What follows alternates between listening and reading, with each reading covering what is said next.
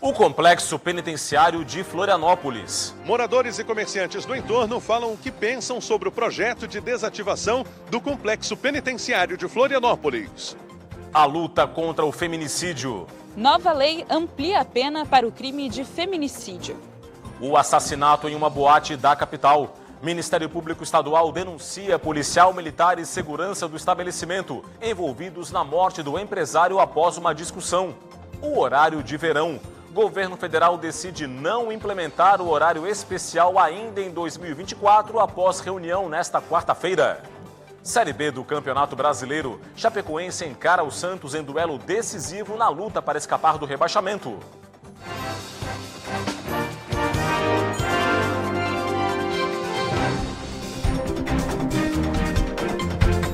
Olá, uma boa noite para você. O Band Cidade de hoje começa com a intenção do governo do estado de desativar o complexo penitenciário de Florianópolis. Nossos repórteres foram às ruas para ouvir o que pensam os moradores e os comerciantes do entorno da penitenciária que fica no bairro Agronômica sobre o futuro do local. Acompanhe. Há 12 anos, seu Ayrton mora no bairro Agronômica, um dos mais tradicionais de Florianópolis. Perto de onde ele mora, fica o complexo penitenciário da capital, que deve ser desativado. Sinceramente, para mim, não é incômodo. Eu me sinto muito seguro porque os presos estão presos, né? O nome é presos, ele não está incomodando ninguém.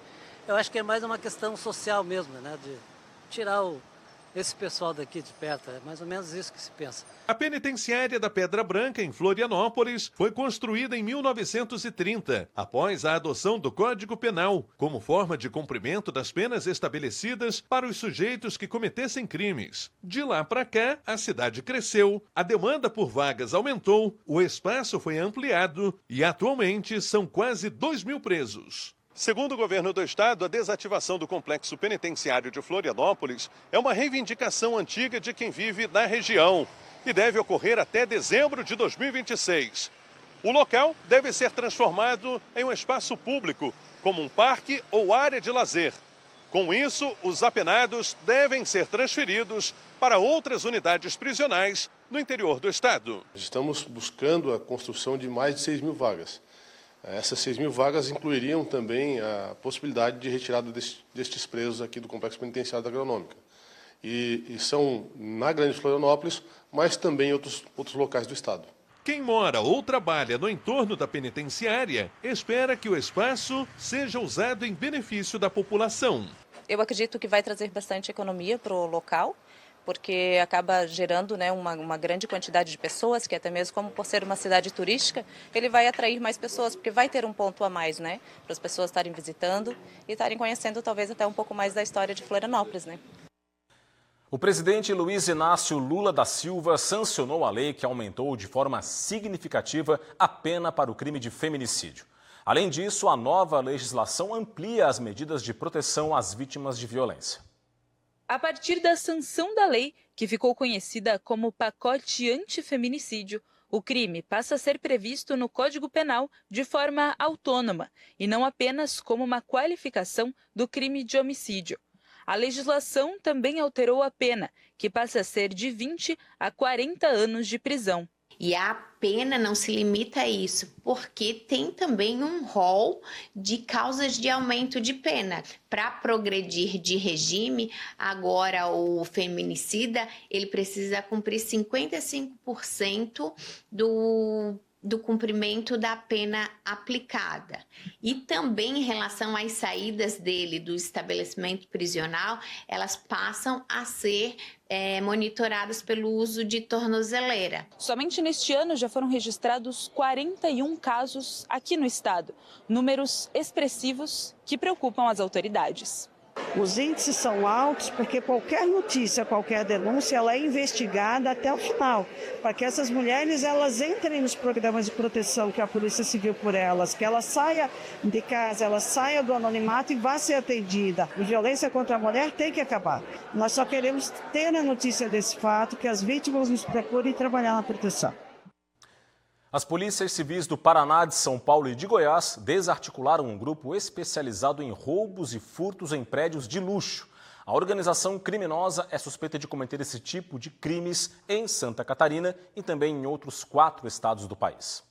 Imagens divulgadas pela polícia mostram os suspeitos em diferentes condomínios, entrando e saindo com facilidade. Nas portarias, eles se passavam por parentes de moradores. Eles procuravam se vestir adequadamente, né, para aquele tipo de condomínio, mas também eles utilizavam-se de uniformes escolares ali para ficar ainda mais constrangedor para o porteiro barrar a entrada deles. Dentro dos apartamentos, criminosos procuravam por dinheiro e joias. Em alguns casos, chegaram a levar armas de fogo e bolsas de grife. Só neste ano, em Curitiba, no Paraná, foram mais de 10 furtos. 5 pessoas foram presas. Segundo a Polícia Civil, todos os integrantes do grupo são de São Paulo, mas os crimes eram cometidos em diversas cidades brasileiras, pelo menos uma vez na semana, sempre em condomínios de luxo. O prejuízo das vítimas passa de 50 milhões de reais. Quando eles praticavam furto, eles imediatamente voltavam para a cidade de São Paulo, porque dificultavam a ação da polícia. Existem receptadores especializados ali, seja na receptação da joia, seja na receptação de relógios. Então, é um ponto que a gente tem que aprofundar na investigação para tentar identificar esses receptadores também para tirá-los de circulação. 2 pessoas foram presas pela Polícia Civil acusadas de aplicar golpes a partir de vendas fraudulentas de consórcios. As prisões ocorreram aqui na capital. As prisões foram realizadas por policiais civis da Delegacia de Combate a Estelionatos de Florianópolis. De acordo com o delegado que comandou a ação, as investigações começaram em julho desse ano, quando houve o registro de ocorrências por 5 vítimas, que transferiram dinheiro aos envolvidos, acreditando terem efetuado a compra de consórcios e de imóveis. O prejuízo passou dos R$170 mil. O modus operandi do grupo, basicamente, por via de anúncios pela internet. O grupo anuncia imóveis pela internet e angaria, em tese, clientes em potencial, né? Esses clientes eram direcionados ao escritório e ali no escritório eles acabavam sendo convencidos a efetuar uma determinada transferência aí de uma quantia, como se estivessem dando uma entrada ou para aquisição aí de um imóvel ou para, como se fosse parte de pagamento aí de um consórcio, para obtenção aí de um crédito por via de consórcio, né? Olha, um homem acusado de falsificar um registro profissional e exercer ilegalmente a profissão de farmacêutico foi alvo de uma operação da Polícia Federal em Joinville, no norte do estado. De lá, o repórter William Tenório tem os detalhes. A Operação Veritas localizou e apreendeu documentos falsificados de registro profissional no Conselho Regional de Farmácia de Santa Catarina. A ação ocorre em apoio a uma investigação que começou em abril deste ano, quando o Conselho informou à polícia que um homem teria apresentado documentos inconsistentes para a inscrição como farmacêutico e bioquímico. Durante a investigação, a polícia descobriu que o homem utilizou a inscrição para atuar como responsável técnico em um laboratório de análises clínicas em Mafra, no Planalto Norte catarinense. Além de atuar de forma ilegal, o homem usou da falsa profissão para se tornar sócio em diversos laboratórios com filiais em vários municípios de Santa Catarina. Após confirmar a suspeita de fraude nos documentos, o Conselho Regional de Farmácia cassou o registro profissional do investigado, que responderá pelos crimes de falsificação de documento público e uso de documento falso, cujas penas máximas podem chegar a 6 anos de reclusão. William Tenório, de Joinville, para o Band Cidade. E o Grupo Especial de Combate ao Crime Organizado, o GAECO, deflagrou hoje uma operação para apurar crimes de corrupção em Lages, na Serra Catarinense. A Operação Último Recurso cumpriu 4 mandados de busca e apreensão em residências e em uma empresa dos investigados. As ordens foram cumpridas em Lages. Segundo as investigações, um empresário do ramo de assessoria em defesa e recursos de multas de trânsito, em conluio com agentes públicos municipais, fazia um esquema que envolvia corrupção ativa e passiva, crimes contra a administração pública, inserção de dados falsos em sistemas de informações e também violação de sigilo funcional. As investigações tramitam em segredo de justiça. A Polícia Militar apreendeu 98 quilos de cocaína na SC-108 em Orleans, no sul do estado. Os policiais receberam uma denúncia anônima de que um homem transportava drogas pela rodovia estadual. Uma operação conjunta com policiais de Uruçanga foi montada.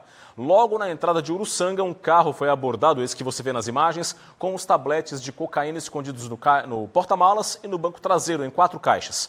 O motorista de 26 anos de idade foi preso em flagrante por tráfico de drogas e levado para a central de flagrantes de Criciúma.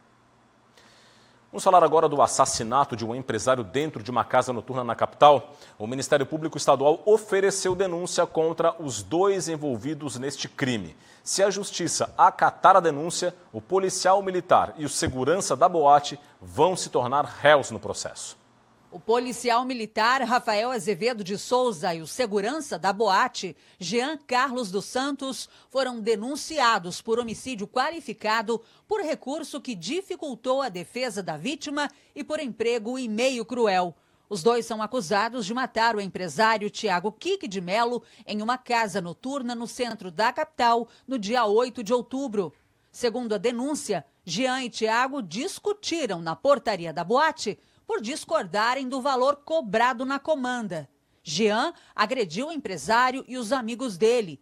Pouco tempo depois, Rafael sacou uma pistola calibre 9mm e atirou no peito do empresário. Com Tiago caído, Rafael ainda teria pisoteado a cabeça da vítima. Jean também teria pisoteado pelo menos 6 vezes a cabeça de Tiago, que morreu no local. A defesa de Jean Carlos dos Santos disse que ainda não teve acesso à denúncia. Já a defesa de Rafael Azevedo de Souza disse que está ciente da denúncia e que confia no Poder Judiciário. Os 2 denunciados seguem presos.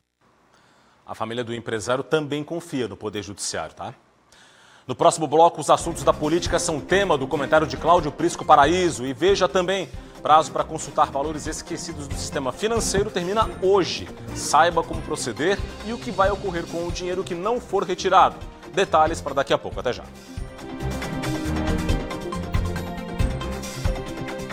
Estamos de volta com o Band Cidade para falar de política com o Cláudio Prisco Paraíso aqui no estúdio. Tudo bem, Prisco? Boa noite. Como vai, Rodrigo? Tudo bem? Tudo bem, Prisco. O governador falou aqui na entrevista para nós 2 aqui no estúdio que iria estreitar aí as conversas com o MDB, com vistas até ao apoio do partido ao governo, eleição de assembleia, enfim. Rolou mesmo. Esse papo? Como é que foi? Rolou hoje pela manhã, no café, no Palácio Residencial. Aliás, Rodrigo, aquela entrevista foi reveladora. Ele antecipou vários fatos, vários posicionamentos. Foi disparada a melhor entrevista do período em que Jorginho Melo responde na condição de governador. E temos a imagem de hoje pela manhã. Aqui está. O suplente Emerson Stein, depois o deputado Zilli, o secretário Jerry Comper, licenciado, deputado licenciado, está na Secretaria de Infraestrutura, Antídio Lunelli, Fernando Krilling, o presidente estadual do MDB, licenciado Carlos Chiodini, Jorginho Melo, o presidente da Assembleia, Mauro de Nadal, e o deputado Volney Weber.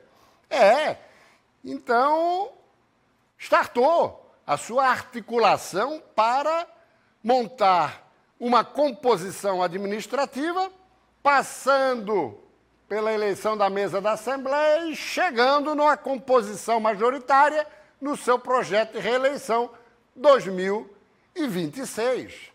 A conversa foi muito promissora. Ela agradou tanto a Jorginho quanto aos parlamentares MDBistas. E ele confirmou a oferta da Secretaria da Agricultura, como já havíamos dado aqui há 2, 3 meses atrás, para Antídio Lunelli, a Secretaria da Agricultura. Mas o que o MDB deseja não é apenas o cargo de secretário, mas toda a secretaria, as empresas, a composição. E mais do que isso, essa autonomia na agricultura que seja também ampliada para a infraestrutura, além do que cargos de 2º, 3º, 4º escalões espalhados pelas diversas regiões do Estado, contemplando o MDB, para que o MDB sinta-se partícipe da administração estadual. Ficaram de marcar uma nova rodada ainda em outubro, mas ficou muito bem encaminhado. Depois do café, os MDBistas se reuniram na presidência da Assembleia, porque o tema mesa diretora entrou na pauta. Vamos lá. Aí, Jorginho Melo com Antídio, semana passada, quando pela segunda vez convidou Antídio para a secretaria. Antídio disse que dependia de uma decisão partidária e só assim aceitaria o cargo. Agora sim, temos ali Fernando Krilling, que é o líder do MDB na Assembleia. Ele, aqui, Mauro de Nadal, atual presidente, quando se falou em mesa da Assembleia, Fernando Krilling propôs o encaminhamento à Assembleia de uma proposta de emenda à Constituição, permitindo a reeleição do presidente na mesma legislatura, o que asseguraria a reeleição de Mauro de Nadal. Jorginho Melo viu com bons olhos este encaminhamento. A proposta lá atrás era divisão de mandato da presidência, primeiro ano MDB, segundo PL. Mas o governador abre mão em nome de um projeto ampliado. Aliás, Jorginho Melo, que tem uma convivência com o MDB, não é de hoje. Veja a foto. Aqui discursando em 2018, junto com Mauro Mariani, candidato do MDB ao governo do Estado, com o tucano, hoje no PSD, à época tucano, Napoleão Bernardes. Mauro Mariani não foi para o segundo turno, mas Jorginho Melo elegeu-se senador, com apoio do MDB. E para encerrar, 2022. Aí o MDB já não lançou candidato ao governo. O Dudeler foi de vice de Carlos Moisés e também não chegou no segundo turno. Ou seja, é o MDB se articulando para, quem sabe, desta vez, compor de vice de Jorginho Melo em 2026. Rodrigo. Obrigado, Prisco, pelo comentário de hoje, pelas informações e até amanhã. Até amanhã. Boa noite. Vamos falar um pouquinho de economia. Quem quer resgatar valores esquecidos no sistema financeiro tem até essa quarta-feira para fazer o pedido. São cerca de 42 milhões de pessoas físicas e 3 milhões e 600 mil empresas nessa condição. De acordo com dados do Banco Central, ainda não foram sacados 8 bilhões e 590 milhões de reais. Desse total, 6 bilhões e 620 milhões são de pessoas físicas e 1 bilhão e 970 milhões pelas empresas. Amanhã, esses recursos vão ser transferidos para a conta única do Tesouro Nacional para atender a lei que compensa a prorrogação da desoneração da folha de pagamento para setores da economia. Vale ressaltar que essa incorporação pelo Tesouro Nacional está prevista na legislação há mais de 70 anos. A consulta pode ser feita pelo site oficial do Sistema de Valores a Receber. O endereço é valoresareceber.bcb.gov.br.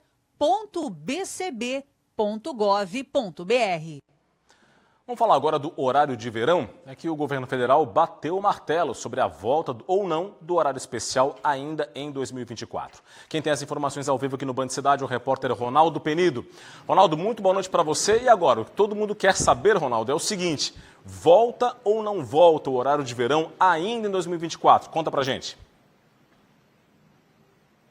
Não, Rodrigo, não volta, o horário de verão não volta ainda este ano. Boa noite para você, boa noite a todos ligados no Band Cidade. O ministro de Minas e Energia, Alexandre Silveira, definiu nesta quarta-feira que o horário de verão não retorna ainda neste ano. No entanto, o governo vai avaliar nos próximos meses se é necessário adotar a medida a partir de 2025. Apesar da recomendação do Comitê de Monitoramento do Setor Elétrico em setembro, o ministro avalia que houve uma melhora no cenário das chuvas e também do nível dos reservatórios hidrelétricos, evitando o adiantamento dos relógios. Além disso, caso a medida fosse adotada ainda em 2024, não teria tempo hábil para que setores importantes da economia adequassem as suas operações. Vale lembrar que o horário de verão foi suspenso em 2019 por decisão do ex-presidente Jair Bolsonaro. Ronaldo Penido para o Band Cidade.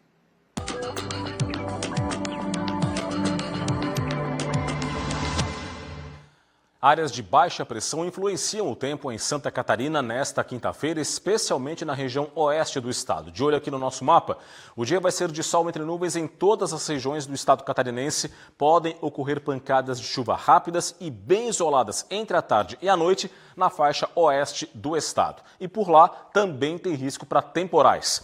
As temperaturas vão estar mais elevadas, com máximas entre 28 e 30 graus na maior parte do estado e até de 32 graus no oeste catarinense. Confere aqui comigo no telão. Em Florianópolis, mínima de 18, máxima de 23 graus. Em Joinville, variação entre a mínima de 17 e a máxima de 24. Em Blumenau, a mínima vai ser de 18, a máxima de 27 graus. No Planalto Norte, em Canoinhas, a temperatura vai variar entre 16 e 29 graus. Viramos a página para mais detalhes do tempo para você. Criciúma, sul catarinense, mínima de 16, máxima de 25 graus. Na Serra, Lages vai variar entre a mínima de 13 e a máxima de 24. Em Campos Novos, bem oeste do estado, a cidade vai ter mínima de 13 graus e máxima de 28. E em Chapecó, no oeste catarinense, mínima de 15 e máxima de 31 graus. E a seguir no Band Cidade, os assuntos do esporte são destaque. Chapecoense entra em campo logo mais para encarar o Santos em um duelo decisivo na reta final da Série B do Campeonato Brasileiro. Os detalhes na sequência, já voltamos.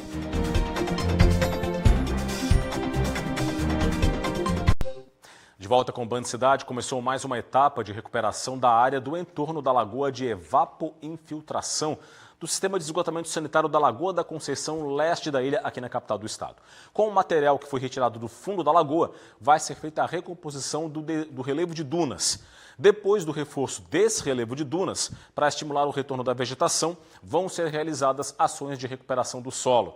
Com isso, vai ser feita a reintrodução de espécies características da área. Desde janeiro de 2021, a Casan desenvolve um conjunto de ações para garantir a qualidade dessa vegetação, a segurança e o bem-estar da comunidade local.